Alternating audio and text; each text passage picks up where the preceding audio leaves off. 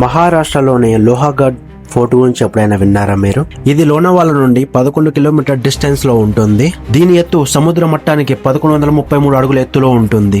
దీని చరిత్ర గురించి తెలుసుకోవాలనుకుంటే 1648వ సంవత్సరంలోకి వెళ్ళాలి.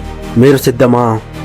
1648లో ఛత్రపతి శివాజీ మహారాజ్ ఈ లోహాగఢ్ కోటను స్వాధీనం చేసుకున్నారు.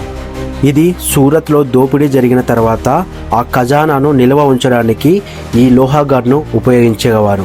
ఆ తర్వాత కొంతకాలం ఈ ఫోర్ట్ మొఘలుల ఆధీనంలోకి వెళ్ళింది. ఆ తర్వాత ఛత్రపతి శివాజీ మహారాజ్ 1770లో తిరిగి ఆ ఫోర్ట్ను స్వాధీనం చేసుకున్నారు. అయితే ఈ ప్లేస్ను సందర్శించడానికి మాన్సూన్ ఈజ్ బెస్ట్ ప్లేస్.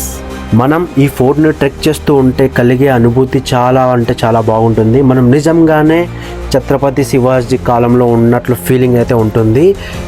ఈ ఫోర్ట్ నుంచి కనిపించే వ్యూ చాలా అద్భుతంగా ఉంటుంది.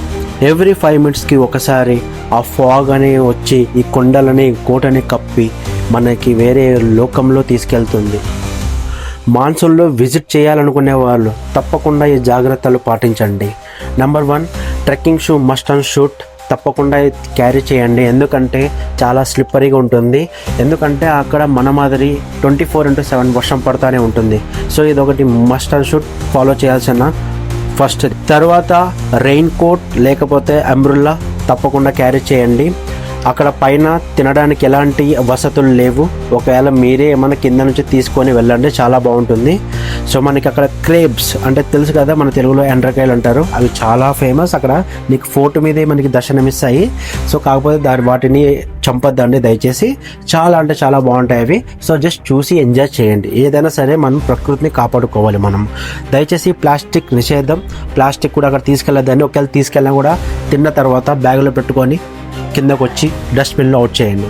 మన ప్లేస్ మనమే కాపాడుకో. మీకు నా వీడియో నచ్చినట్లయితే సబ్స్క్రైబ్ చేసుకొని లైక్ చేసి షేర్ చేయండి. Thank you.